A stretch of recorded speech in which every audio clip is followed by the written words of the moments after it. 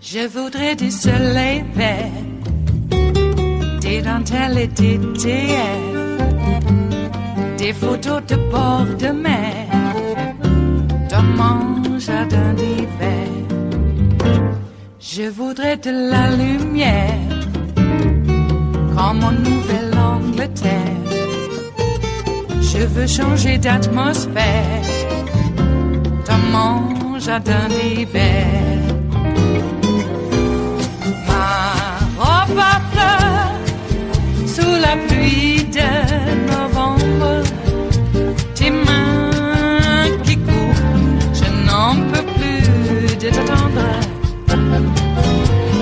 Les années passent, qu'il est loin, là je tombe. Nul ne peut nous entendre. Je voudrais du Fred Astaire, revoir un latte. Today, Congressman Eric Swalwell, a member of the House Intelligence Committee, tweeted, "It's time to protect Mueller. There's already bipartisan support in Senate. House should pass legislation immediately. Trump may act like he's above the facts, but he's not above the law." Joining us now, Democratic Congressman Eric Swalwell from California. Congressman, congratulations on your re-election last night, which was never in doubt. But I want to begin with a congratulations about this new feeling you're having tonight, which is being in the majority of the House of Representatives. How does that change things? Greatly, it changes things, Lawrence. And I'm also thrilled that 25 candidates and counting are in their 40s or under. So the future will have bright, new, energetic candidates coming to Congress who are ready to stand and defend our democracy. Now, if we had lost the House of Representatives last night, I'd be much more worried, but I'm just honored to join a caucus that is going to defend our democracy now, seeing what the president continues to intend to do with it. Yeah, and if you lost the House of Representatives last night, I'm not sure you would have bothered to tweet today about protecting Robert Mueller. That would have been impossible.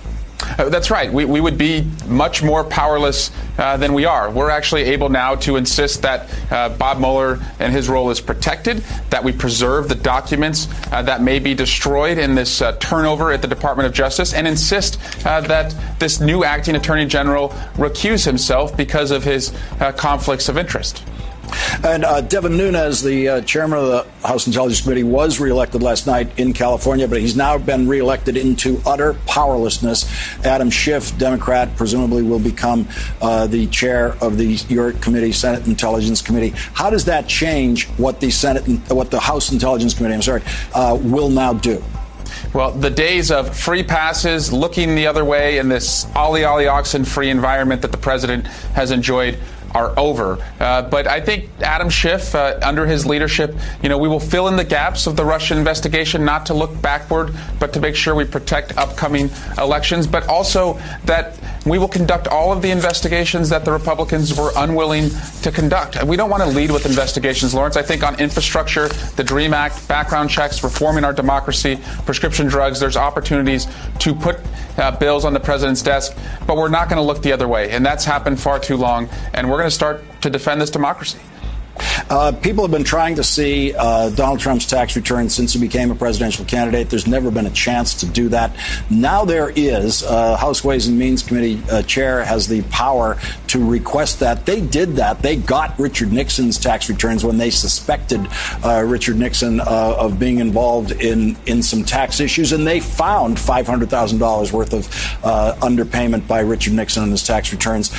They not only have the power to do that, they have the power to then reveal those tax returns to the full House. Those tax returns could be, if revealed to the full House by the Ways and Means Committee, of interest to the Intelligence Committee, couldn't they?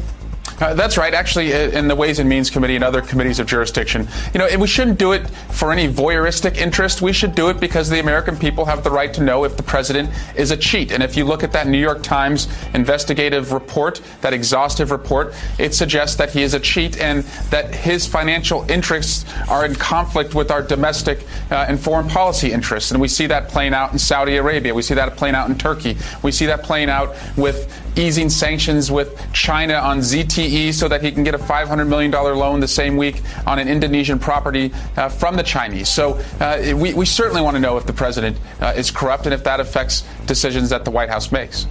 The Congress was actually given this power to obtain those individual tax returns specifically for this reason, specifically for the possibility of corruption, either by the president or a member of his administration, and so that is the very specific use that was anticipated in giving Congress this power in the first place.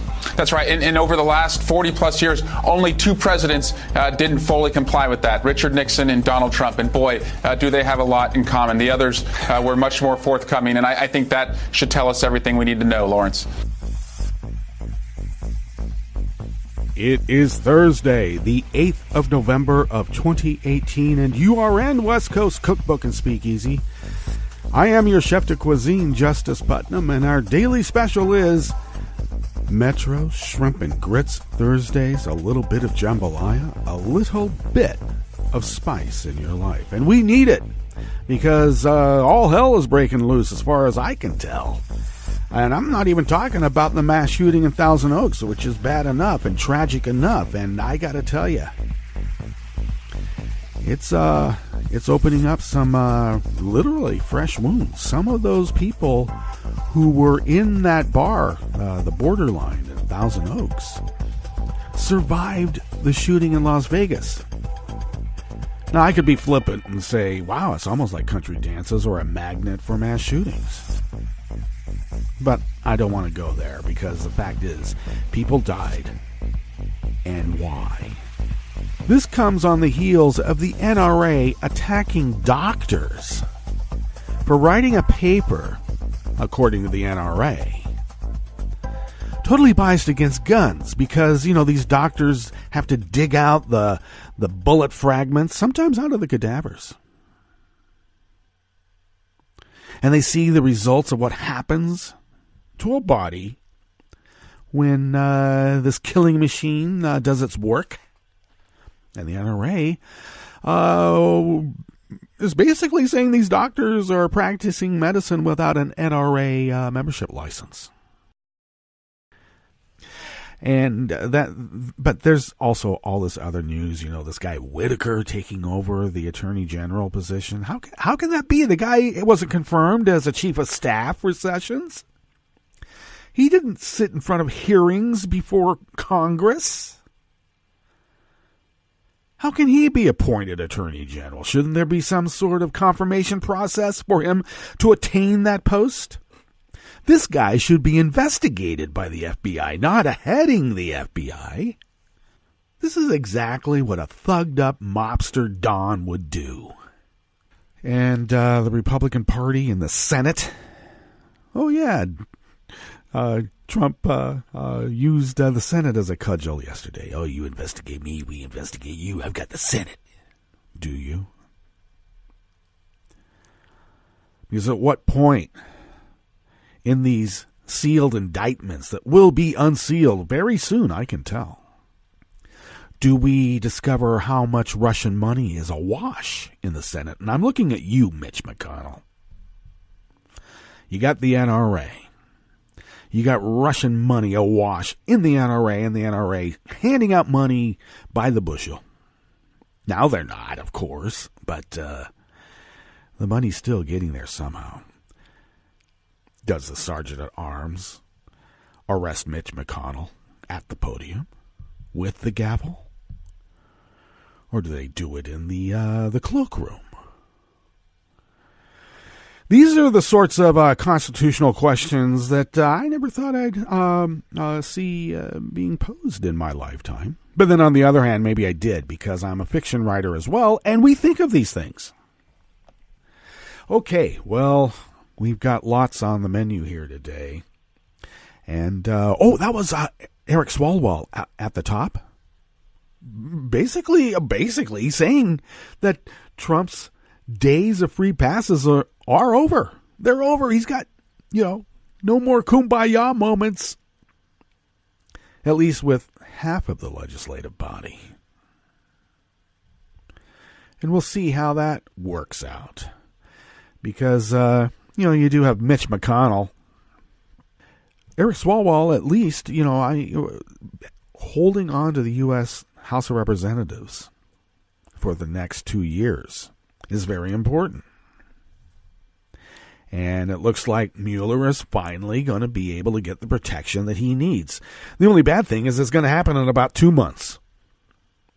What devilish deeds can they accomplish until then? Well, it's already happening. Yeah. Rod Rosenstein, you're second in line. You have some sort of guidelines in your little department there of the DOJ that says how the line of succession is achieved. Well, Donald Trump says he can do anything he wants, and people are going to let him. Well, at least we have an Eric Swalwell and an Adam Schiff and a few others there holding the line. Continuing on in the Bistro Cafe of West Coast Cookbook and Speakeasy, ICE-friendly sheriffs suffered major losses in the midterm elections. Well, good for them. Trump called PBS reporter Yamiche Alcindor a racist for asking him about racism, which is usually what racists do. And they always have. And Matthew Whitaker was involved with a Miami company that was shuttered by the Federal Trade Commission as a scam. And then he threatened customers for complaining about it. Like I said, the FBI should be investigating this guy. This guy shouldn't be running the FBI. After the break, we then move to the chef's table where the Kremlin says any new U.S. sanctions on chemical weapons, like the type they use to poison expatriate dissidents, well, that's illegal. You can't tell us how to kill our people and others. And the new GOP minority is 2 indictments, a violent criminal, and Jim Jordan. All that and more on West Coast Cookbook and Speakeasy. Bon appetit.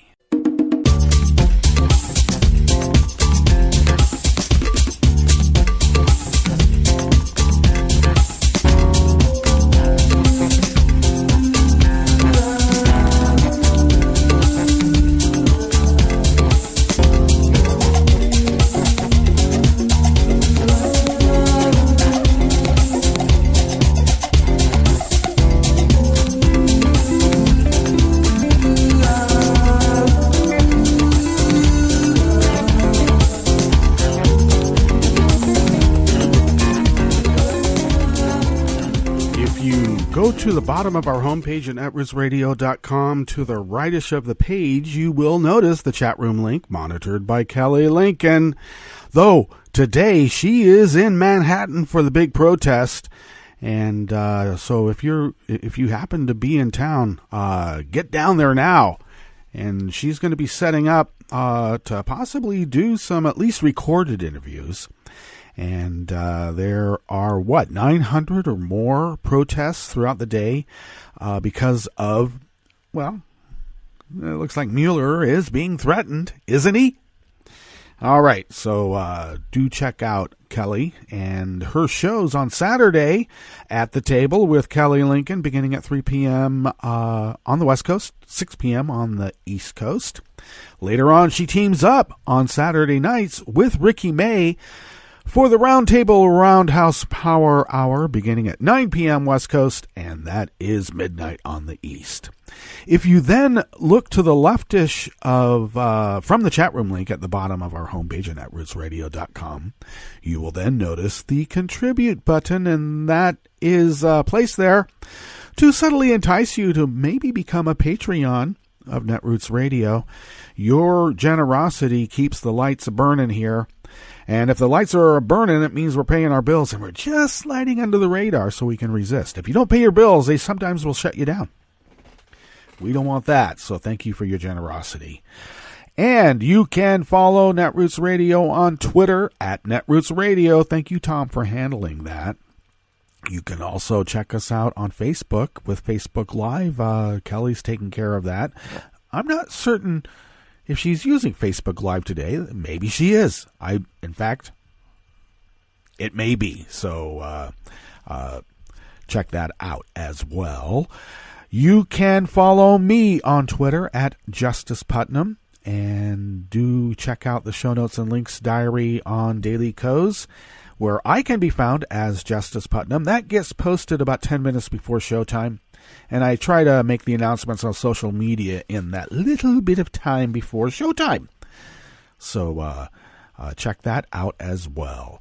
You can follow West Coast Cookbook and Speakeasy on Facebook. We're also on Twitter, but known as Cookbook West, or at Cookbook West on Twitter. And you can pick up podcasts of the show by way of Spreaker, Stitcher, TuneIn, YouTube, iHeart, iTunes, etc., etc., etc.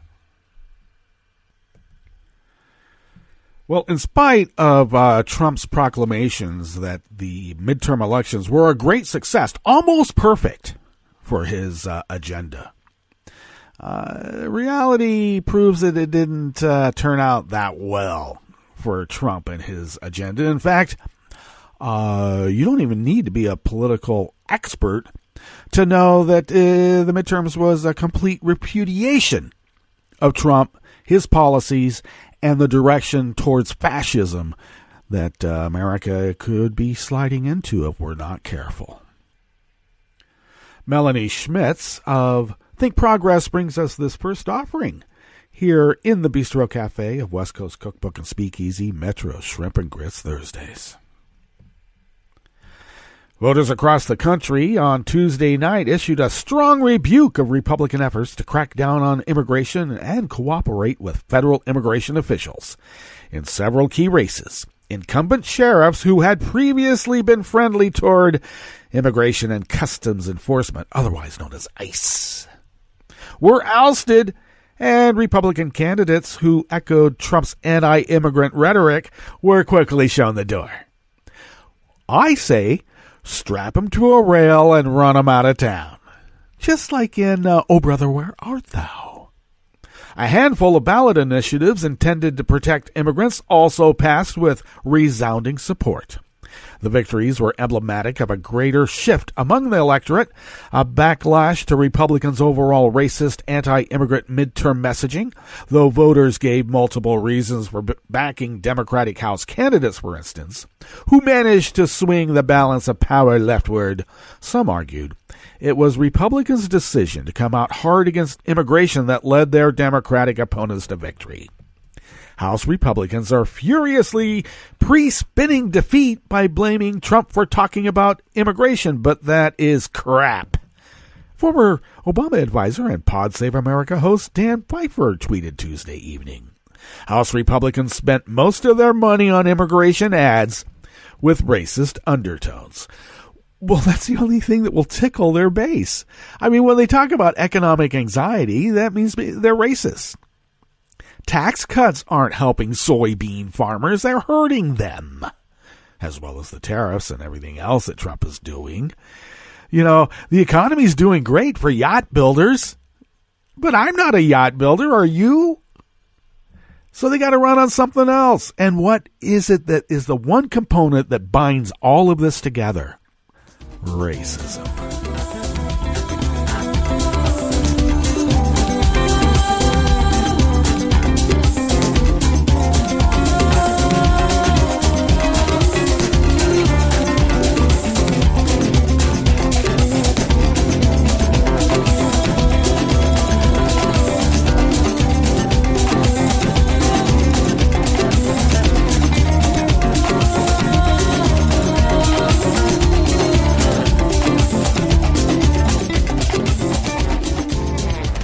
Oliver Willis from Share Blue Media brings us this next offering here in the Bistro Cafe of West Coast Cookbook and Speakeasy. Now, we all know Trump is a proud racist, but he thinks it's racist to ask him about it. At Trump's very bizarre and very unhinged press conference the day after the election, Trump attacked PBS reporter Yamiche Alcindor, who was black, for asking him about his flagrant racism, particularly during the campaign. How do you see your role as a moral leader? Ahead, Mr. President, just how do you see your role as a moral leader? Ahead. There's so many people. I'm sorry. As a moral leader, though. I think I am a great moral leader, and I love our country. Why are you pitting Americans against one another, sir? I'm not. Is that how you view citizens of this country? I'll tell you what. We won a lot of elections last night. We did very well last night. But in many ways, I think it's going to have a very positive impact. Michael Cohen recently said you called black voters stupid. That's false. Omarosa has accused you of using the N-word, and the rapper Little John has said you called him Uncle Tom. What's your response? I don't know who Little John is. He was on The Apprentice. I don't know. Oh, he was? Okay. Yeah. Oh, I see. Have you ever made racist remarks? No, I would never do that, and I don't use racist remarks. Wow. Well, the president also lashed out at Yamiche Alcindor, the PBS NewsHour, accusing her of asking a, quote, racist question. And here's that exchange. On the campaign trail, you called yourself a nationalist. Some people saw that as emboldening white nationalists. Now people are also saying that the president. That's such a racist question. There are some people that say that now the Republican Party is seen as supporting white nationalists because of your rhetoric. What do you make of that? I don't believe it. I don't know. Why do I have my highest poll numbers ever with African Americans? Why do I have among the highest poll numbers with African Americans? I mean, why do I have my highest poll numbers? That's such a racist question. Honestly, I mean, I know you have it written down and you're going to tell me. Let me tell you, it's a racist question. I'm joined right now by Yamiche Alcindor herself, White House correspondent for PBS NewsHour. Of course, Eugene Robinson joins us up here from New York. Yamiche, that was a pretty fraught moment there. Tell me about your reaction to him. Well, really, I think that the president was frustrated because reporters were doing what we do best, which is ask questions and really demand answers. This is a president who, as you said, has talked about ending birthright citizenship. Just today, a white nationalist, a man named Patrick Casey, who heads up a group called Identity Europa, was tweeting about visiting the White House. This is someone who is a self-described white nationalist. So I think the president his anger was boiling over there, and I think my reaction is the reaction of most reporters, which is really to press on. The next question I asked was about middle-class tax cuts, because I can't allow the president to just kind of go off and not really stay on target and really do my job. You know, this president has he does observe what you might call today identity politics. He has different knocks on different groups. I mean, like white women are ugly, horse face, comments he said about Carly Fiorina. African-American women are low IQ or unqualified. One Yale law graduate running for office down there in Georgia is unqualified. Did you get a sense from all that led you into the question you raised about the tenor he said? I mean, based upon real language he's used, not implication. Well, I think that the president his anger was boiling over because of a lot of things. At one point during the press conference, he was literally pacing back and forth. I thought he might walk off. I think that some people see this as the president attacking a woman of color. Of course, I'm a black woman. He was also attacking April Ryan, telling her to sit down. Jim Acosta, he was saying that you're rude for asking about immigration, and he was calling reporters hostile. I'm not sure if the president was singling out people because of their race, but I will say that the president was obviously very upset with the reporting that we were trying to do there. And I've talked to some White House aides who say that the president feels particularly aggrieved when we ask about white nationalists, because he feels as though that's an unfair question. Well, let's talk about the president in this campaign, Gina. You come from South Carolina, and I was thinking about Georgia and Florida, where you had incredible African-American candidates. Do you think Trump's tenor and language, from the caravan to all the ethnic comments he's made about African American, the way he sort of talks, to put it lightly, do you think it had an influence on those defeats? Did he give permission to those voters? Absolutely. Absolutely, I do. Absolutely, I think it was racist to say that Stacey Abrams is not qualified, to say that Andrew Gillum is not equipped to be equipped. Right.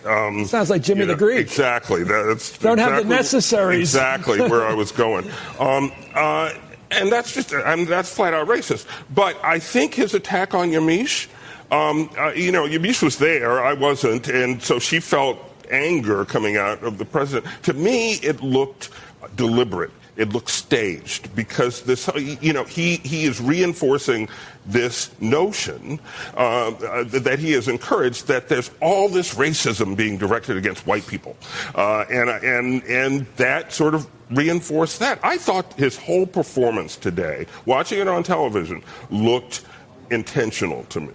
It looked like he came in there ready to pick a fight. He calls on Jim Acosta, his great antagonist, knowing what's going to happen. Then he goes to Peter Alexander, with whom he's had, back and forth. He yells at April Ryan, knowing that she's going to yell back. I mean, it was just...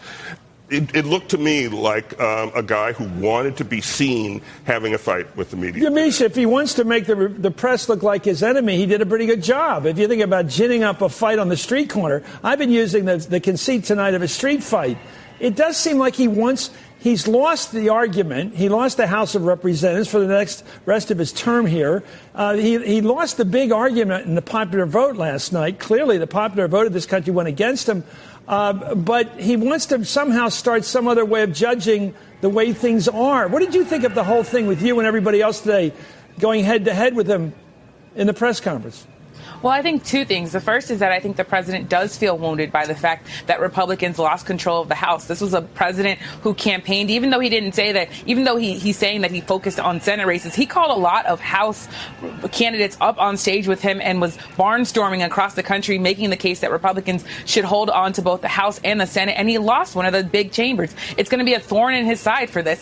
As far as him going back and forth with reporters, I think yes, he was probably in some ways maybe looking for a little bit of a fight. He didn't get a fight out of me. People who know me would know what I look like when I'm fighting, and I wasn't fighting there. Yeah. What I was doing was posing a question, which is what reporters are going to do. And again, I go back to the fact that there was a white nationalist today tweeting about being at the White House today. So my question was timely, and it was fair, and it was what I do. What did you see in his eyes when he's looking at you?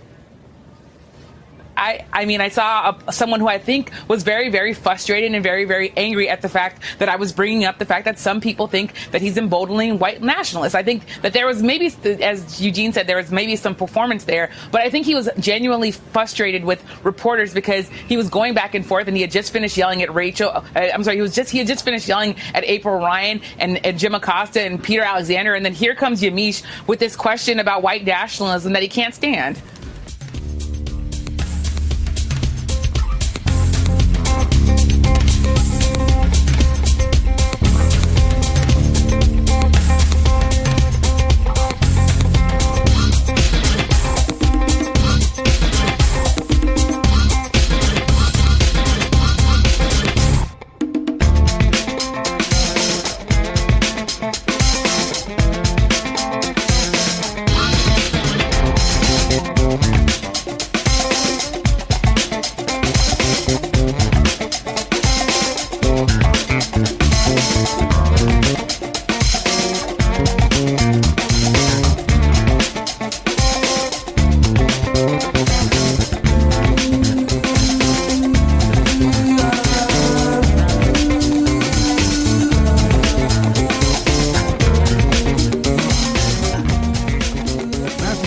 Of Alternate brings us this final offering here at the Bistro Cafe of West Coast Cookbook and Speakeasy.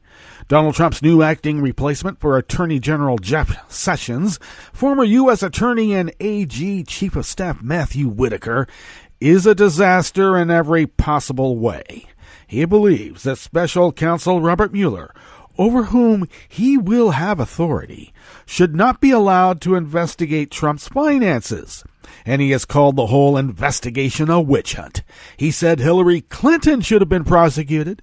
He thinks the Supreme Court is an inferior branch of government that should not have the power to be the final arbiter of the Constitution, but confusingly also thinks the Supreme Court should strike down the New Deal and the Affordable Care Act.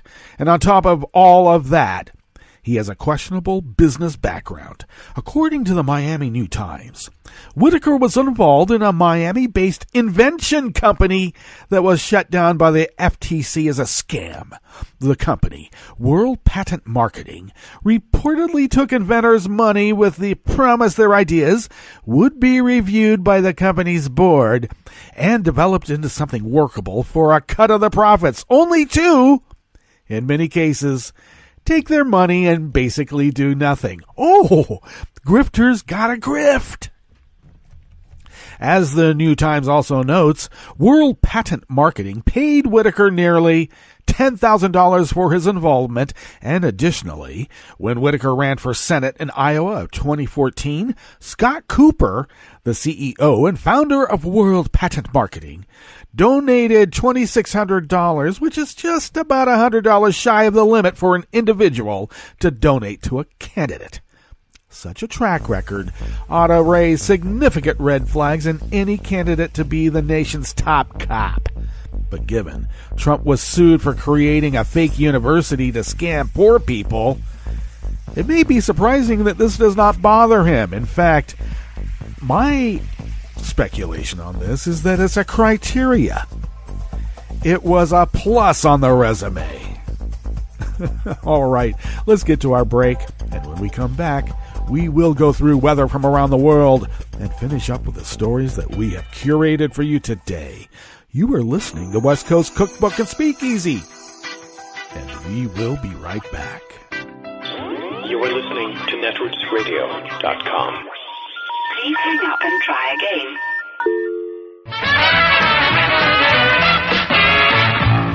From a point at sea to the circles of your mind, a new force is at work for planetary transformation. New radio for a new Earth.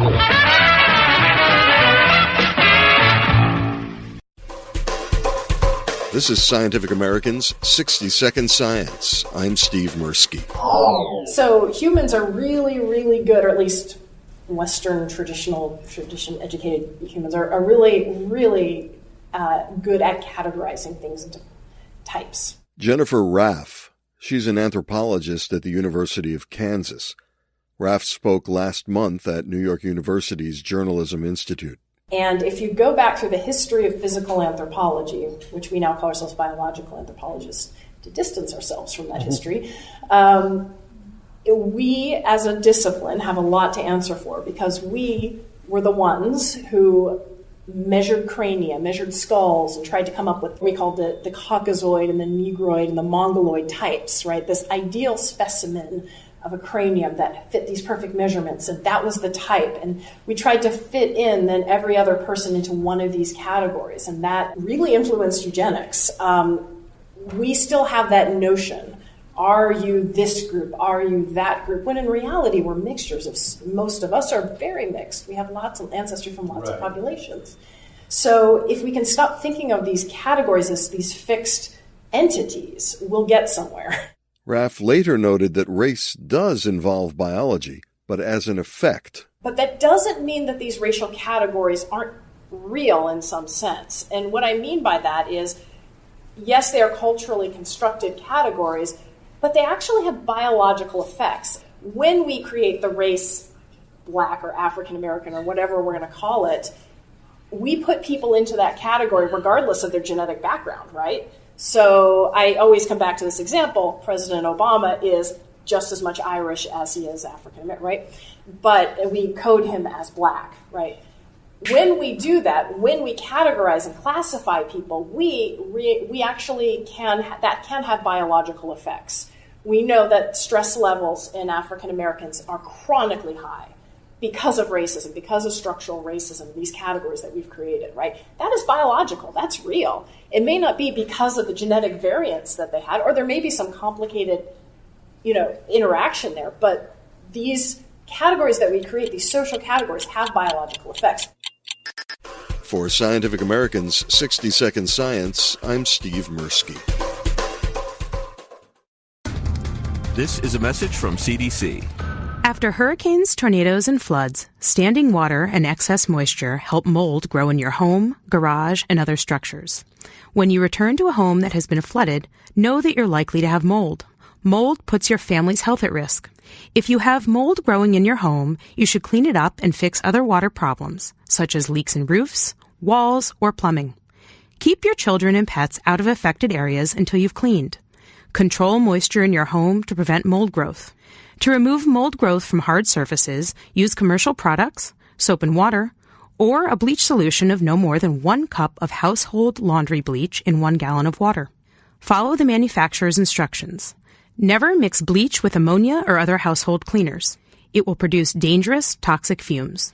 Open windows and doors to provide fresh air. For more information, visit cdc.gov or call 1-800-CDC-INFO. Trump's White House seems to be both spooked and spooky. Check out a 72-page Spookonomics report issued right before Halloween by his Council of Economic Advisors. It reads like an endless Trump tweet, focused on his perceived political enemies and riddled with fantasies, lies, and paranoia about the policies of progressives. A la Joe McCarthy, Trump's economic advisors spew conspiracy theories about the proposals of Elizabeth Warren, Bernie Sanders, and other Democratic populists, frantically linking them with, quote, failed socialist policies of Lenin, Stalin, Mao, and other communist dictators. Bernie's common-sense ideas of Medicare for all and free college education, for example, are hysterically decried as totalitarian designs from China and the USSR. Likewise, the report compares Warren's assertion that corporate giants are dodging their tax obligations to Lenin's demonization and killing of yeoman farmers.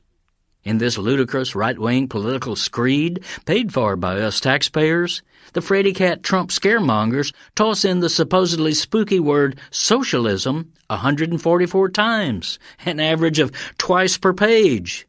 Among the horrors that the Trumpistas cite is that Bernie Sanders and Elizabeth Warren have stated that, quote, large corporations exploit human misery and insecurity and turn them into huge profits, and that giant corporations exploit workers just to boost their own profits.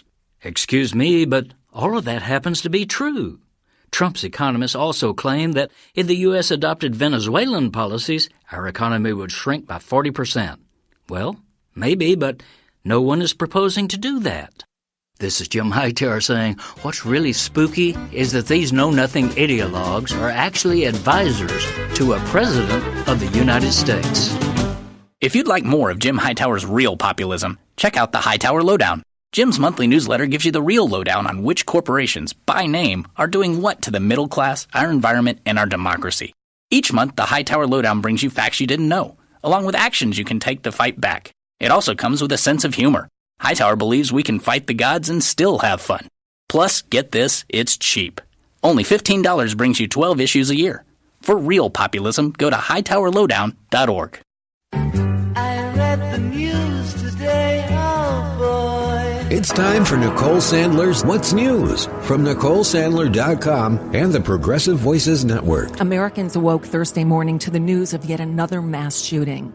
This time, 13 people are dead after a gunman barged into a bar in Southern California and started shooting. The shooter is dead as well. This tragedy happened at the Borderline Bar and Grill in Thousand Oaks as it was hosting a college night. People who were dancing dropped to the floor and hid behind chairs and counters in stunned silence. Others jumped over chairs and broke windows to get out. A sheriff's deputy, who was one of the first on the scene, is among the dead. Wednesday afternoon brought what many see as the start of a political massacre, as Donald Trump finally got rid of his embattled attorney general. Sessions' ouster was inevitable. He was the target of blistering criticism from President Trump. Therefore, I have recused myself over his decision to recuse himself from overseeing the Russian election meddling investigation because he campaigned for Trump. The Deputy Attorney General, Rod Rosenstein, took on the job of supervising the Russia investigation and has been consistently supportive of the special counsel, Robert Mueller. President Trump today appointed an acting Attorney General, Matt Whitaker, a former U.S. attorney in Iowa in the George W. Bush administration, and until today, Sessions' chief of staff. Whitaker will now oversee the Russia investigation, taking it over from Rosenstein.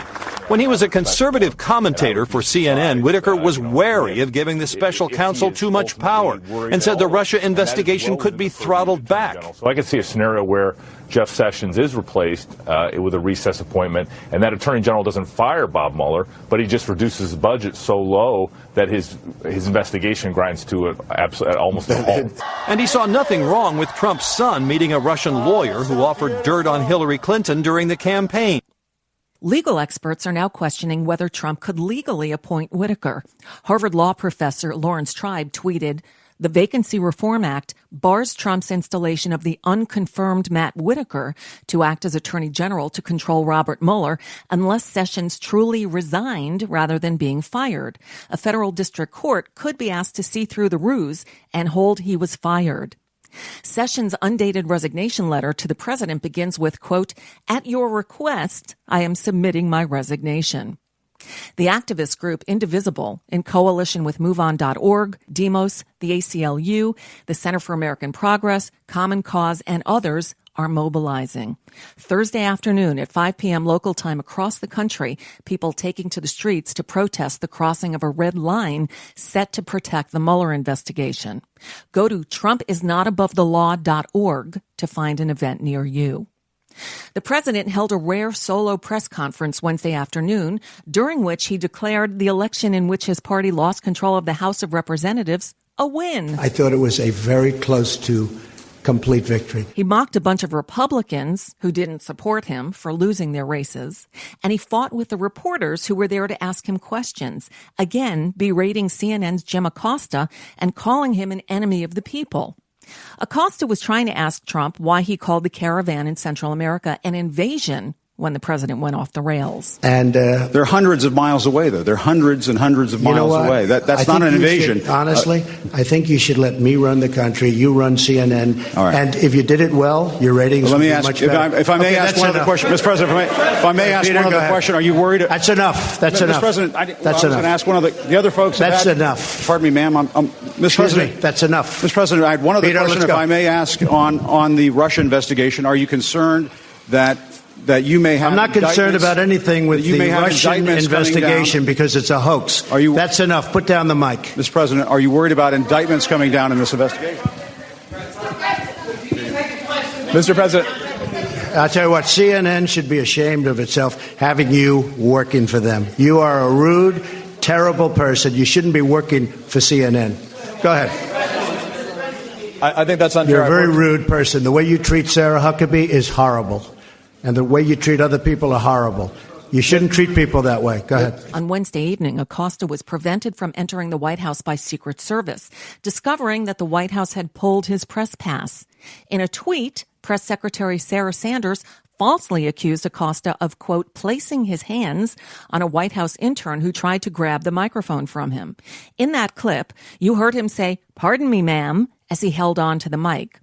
Sanders also shared video in that tweet, apparently deceptively edited by InfoWars, that didn't have any audio, zoomed in on Acosta's arms, and had its speed altered to make it appear as if Acosta aggressively brushed the intern's hand away. Sanders tweeted, "We stand by our decision to revoke this individual's hard pass. We will not tolerate the inappropriate behavior clearly documented in this video." Gaslighting anyone? The White House Correspondents Association called the White House's actions unacceptable, while CNN said it stands behind Acosta and called Trump's attacks, quote, disturbingly un-American. Acosta wasn't the only reporter Trump tangled with. He described as racist a question he got about calling himself a nationalist, and yelled at reporter April Ryan to sit down as she tried to ask him a question. And that's a bit of what's news for now. I'm Nicole Sandler. If you appreciate these reports and the Nicole Sandler Show, I hope you'll consider making a contribution. My work is 100% listener supported, and I can't do it without your help. Find out more at NicoleSandler.com/donate. From UN headquarters in New York, I'm Luke Vargas with your World in 2 Minutes. 2018 has been labeled the Year of the Woman by some election observers after a record number of women won seats in the U.S. Congress in Tuesday's midterms. Dig into the numbers, though, and the outlook for female representation in American government remains bleak. When the new Congress convenes, women will constitute just 22% of House seats, and despite gaining seats in the House, the number of female senators will drop. So too, electing women remains something of a partisan trend, as the number of Republican House members will fall by 11. By global standards, the U.S. remains near the back of the pack in terms of gender parity in government. Joni Seeger is a professor of global studies at Bentley University and author of the Women's Atlas. The U.S. is definitely in kind of the lower quarter of women's representation in national government. The U.S. not only trails the global average of women in national legislatures, just under 24%, but trails the likes of Afghanistan, Sudan, Mexico, and 80 other countries. Some of those countries helped increase that number using quotas, mandating that a set number of fielded candidates are women. Where the quotas exist, it's shown really strong results that reserving seats and saying women have to be elected into these seats actually works. And then the idea is then from there there's a snowball effect. But a lack of quotas doesn't tell the whole story. Michelle Swers, a professor of American government at Georgetown, says a lack of term limits and America's habit of re-electing more than 90% of incumbents means achieving that snowball effect could take years. When you have to wait for people to retire to create an open seat, or you have to mount a strong challenge against someone, incumbents always raise much more money, so you have to have an election year where there's a groundswell where more people are going to want to donate to you. That does definitely slow the process down. But that seems to be the paths that are open. Luke Vargas, The United Nations.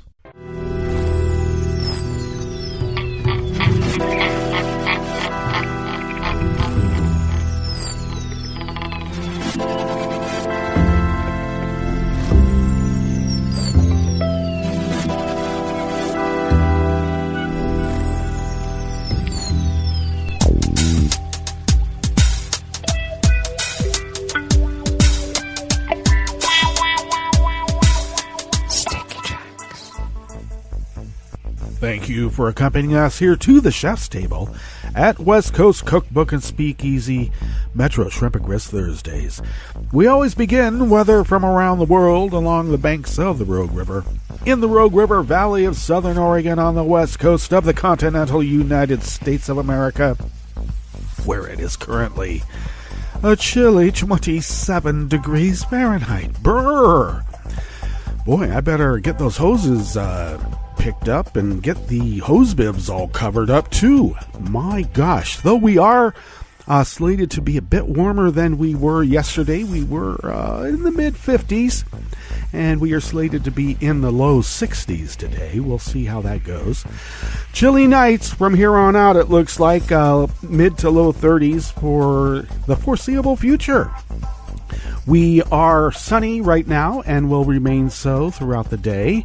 Winds are light and variable out of the south, and they looks like they will remain out of that direction and light and variable for the foreseeable future.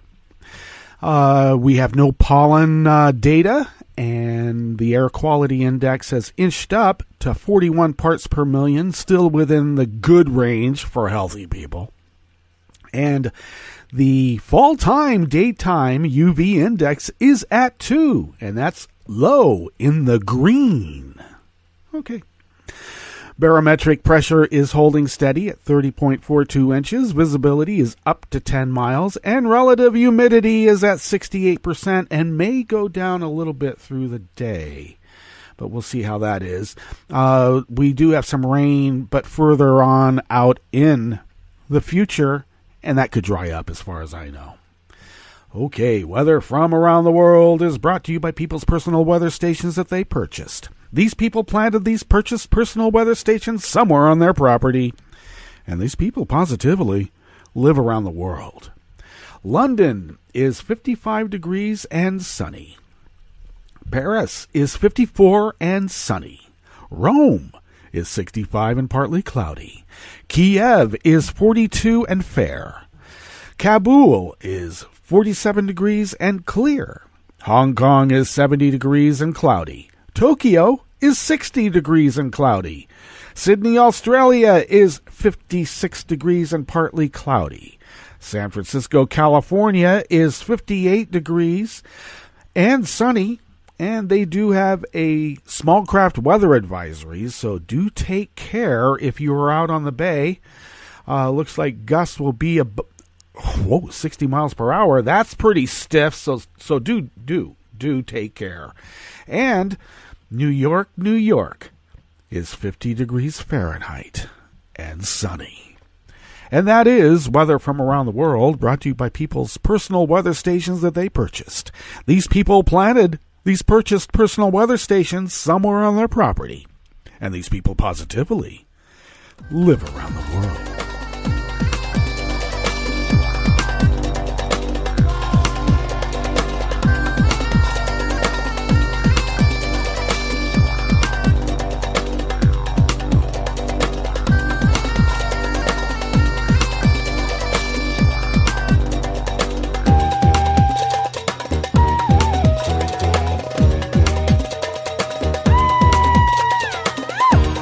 One of those many anonymous worker bees at Reuters put this little amuse-bouche together for us here at the chef's table at West Coast Cookbook and Speakeasy Metro Shrimp and Grits Thursdays. Yeah, wood-fired grilled. Oh, yeah, and then we put it in to, the grits. Oh, it's just lovely. Well, we don't put it in the grits. We place them delicately and artistically upon a bed of grits. Okay, tucked in. Dateline, Moscow. Russia would consider any new chemical weapons-related sanctions imposed by the U.S. to be illegal, a Kremlin spokesman said yesterday. The U.S. State Department said on Tuesday it would impose additional sanctions on Russia after Moscow failed to give reasonable assurances it would not use chemical weapons after a nerve agent attack on a former Russian spy in England. We consider restrictions imposed by the United States against Russia illegal, Dmitry Peskov told reporters. Well, of course he would. And I want to know, did anyone tell Trump that they were going to, impose these sanctions? I thought everything had to be cleared with him. Doesn't sound like they talked to him. And maybe that's another reason he was a little red-faced. No pun intended.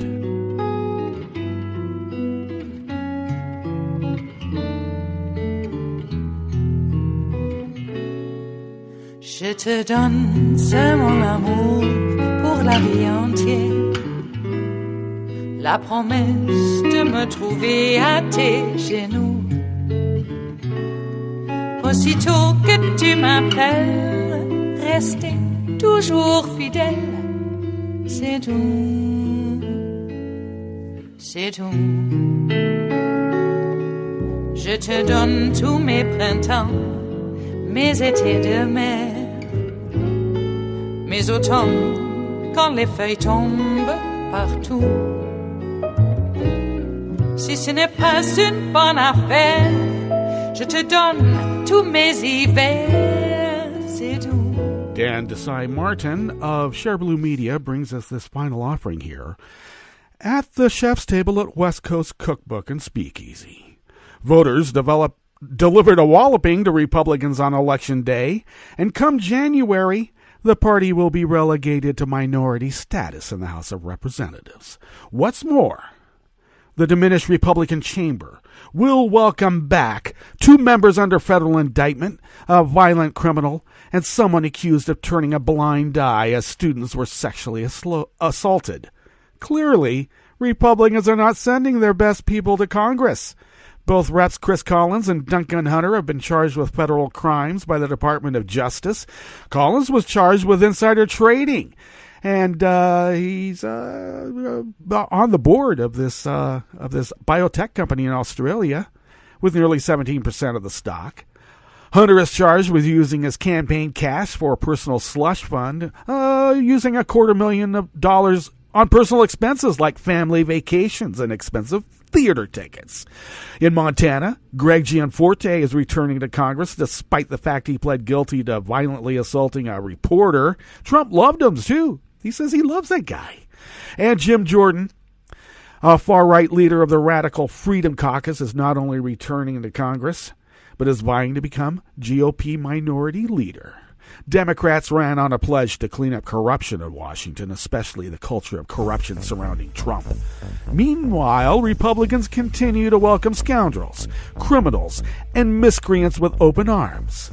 No wonder voters overwhelmingly decided to relegate the GOP to the minority and put Democrats back in charge. Indeed. Well, that brings us to the end of our broadcast period for the day. And but Netroots Radio will broadcast on. We'll meet up with you tomorrow for Blue Moon Spirits Fridays. And stay tuned to Netroots Radio for all the breaking news all day as it breaks. And we'll visit with you right here tomorrow in West Coast Cookbook and Speakeasy. Bon appetit.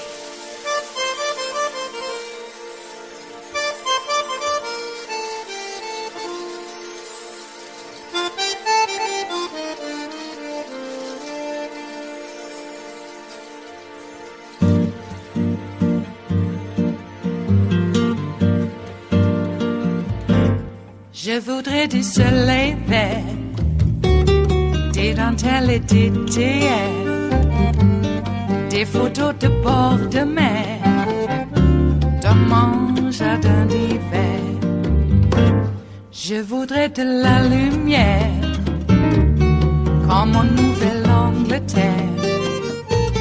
Je veux changer d'atmosphère, dans mon jardin d'hiver.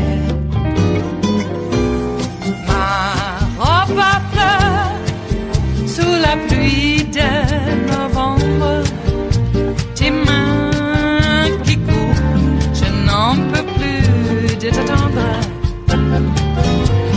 Les années passent, il est loin, là je tombe. Nul ne peut nous entendre. Je voudrais du Fred Astaire, revoir un latte Goer. Je voudrais toujours te plaire dans mon jardin d'hiver. Je veux déjeuner par terre, comme au long de golfe clair, t'embrasser les yeux ouverts dans mon jardin d'hiver. Robe à fleurs, sous la pluie de novembre, tes mains qui courent, je n'en peux plus de t'attendre. Les années passent, il est loin, là je tombe. Nul ne peut nous entendre. Ba-da-da-dum-dee-da-dum, ba-da-da-dum-dee-da-dum, ba-da-da-dum-dee-da-dum, dans mon jardin d'hiver. Ba-da-da-dum-dee-da-dum, ba-da-da-dum-dee-da-dum, ba-da-da-dum-dee-da-dum, dans mon jardin d'hiver. Dans mon jardin d'hiver, dans mon jardin d'hiver.